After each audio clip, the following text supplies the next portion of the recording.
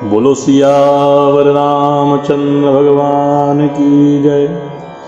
मोर मुकुट बंसी वाले की जय। उमापति महादेव की जय।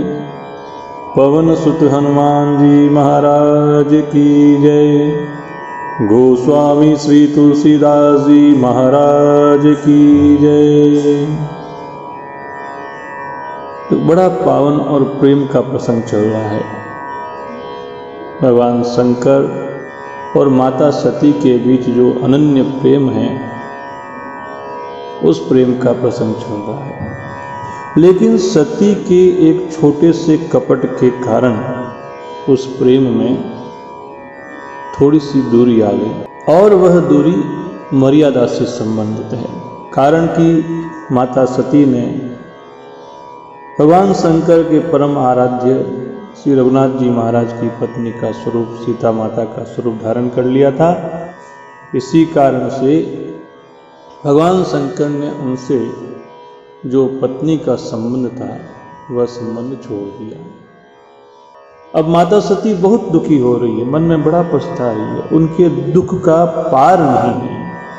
वह रघुनाथ जी महाराज का स्मरण करती है, रघुनाथ जी महाराज से प्रार्थना करती है कि प्रभु आप दीन दयालु हो, ऐसा वेद कहते हैं कि आप दीनों का दुख हरते हो, तो मैं बहुत दुखी हूँ।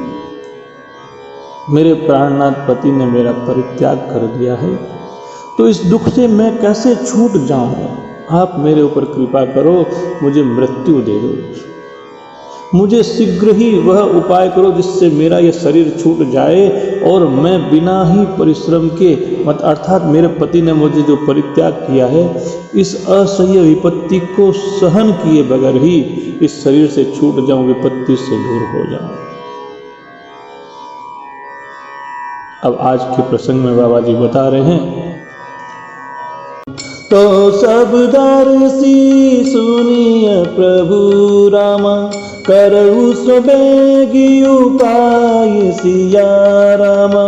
होय मरनु जेहि विनहि श्रम रामा, दुषह विपत्ति बिहाय सिया रामा।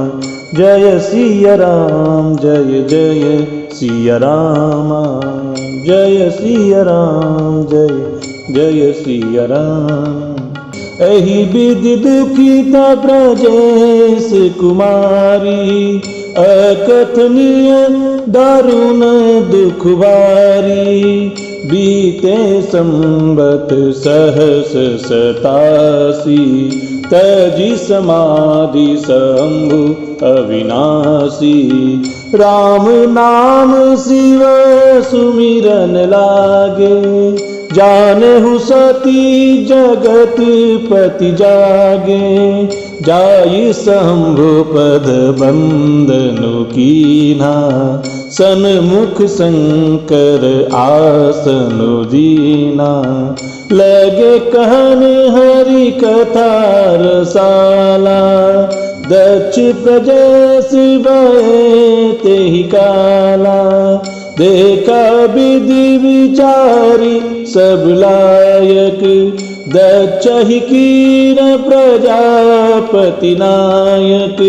बड़ अधिकार दक्ष जब पावा, अति अभिमानु हृदय तब आवा।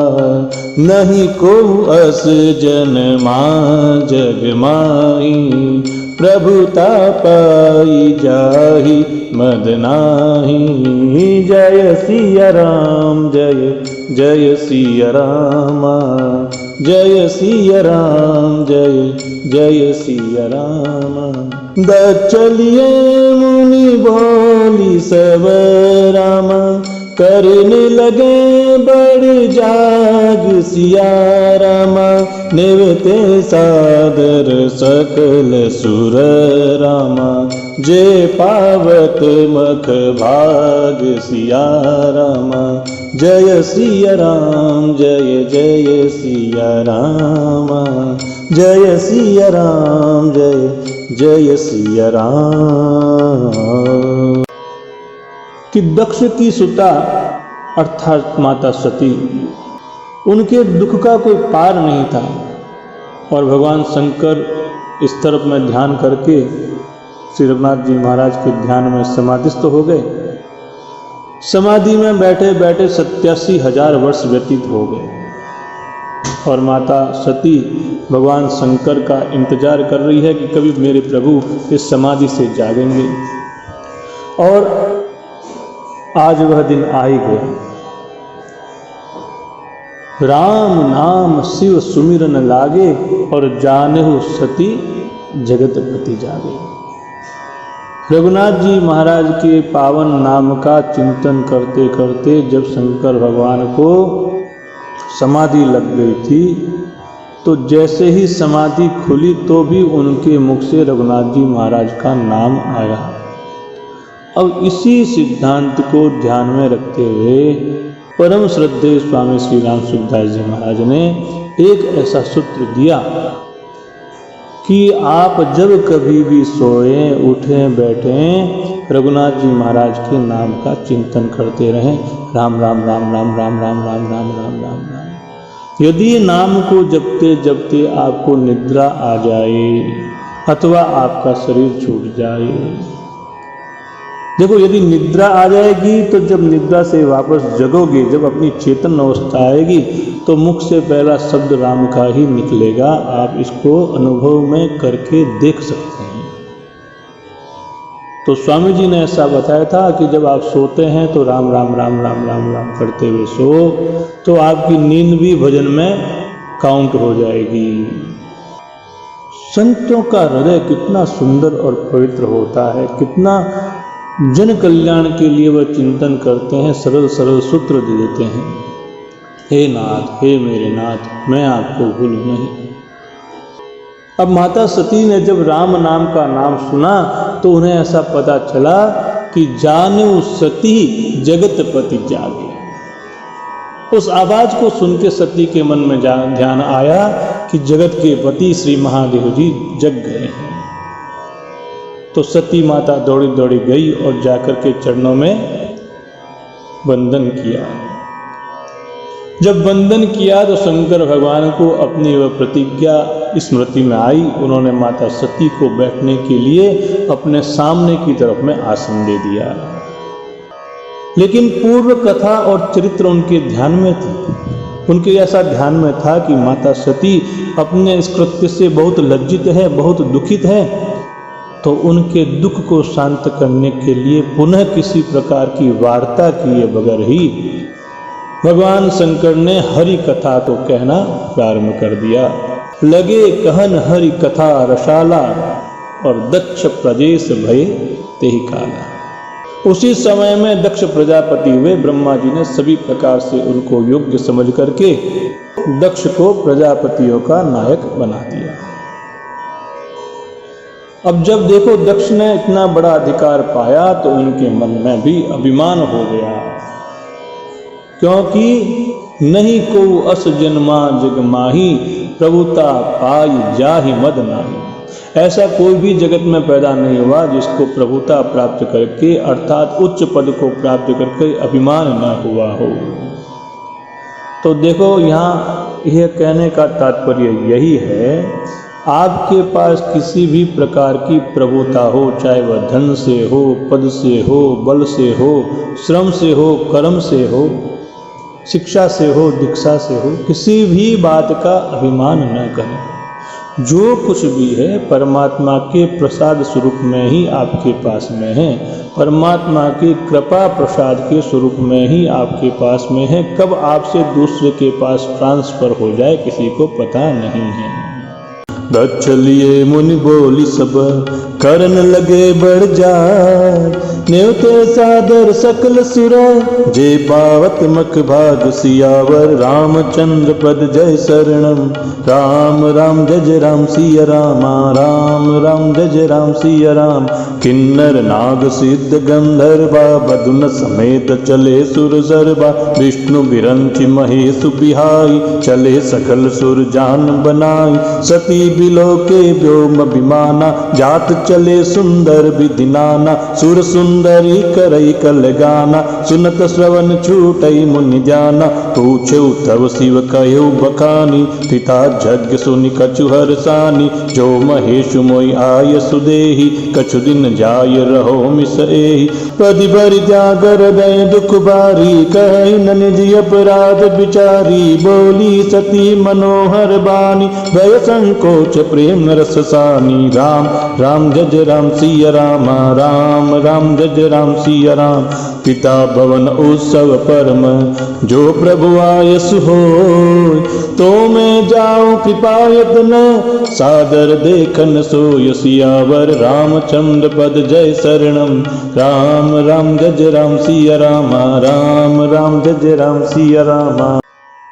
तो दक्ष को अपने प्रजापति के पद के कारण बड़ा अभिमान हो गया। जब दक्ष प्रजापति हो गए तो उन्होंने बड़े यज्ञ का आयोजन किया, और जो जो देवता यज्ञ का भाग पाते हैं उन सबको सादर निमंत्रण भेजा। अब कौन कौन आए? दक्ष का निमंत्रण प्राप्त करके किन्नर नाग सिद्ध गंधर्व और सभी देवता सपत्नी अपनी अपनी पत्नियों के साथ, लेकिन ब्रह्मा विष्णु महेश ये तीन जो देवता हैं वो नहीं आए थे। अब जब सती जी ने देखा कि अनेकों प्रकार के सुंदर विमान आकाश में से होके चले जा रहे हैं और उसमें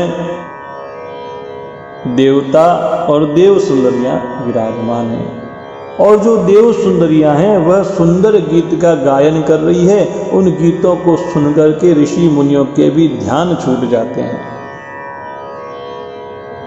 अब माता सती ने जब उन देवताओं को और देवियों को विमान में जाते हुए देखा तो उन्होंने भगवान शंकर से पूछा, ये लोग कहाँ जा रहे हैं?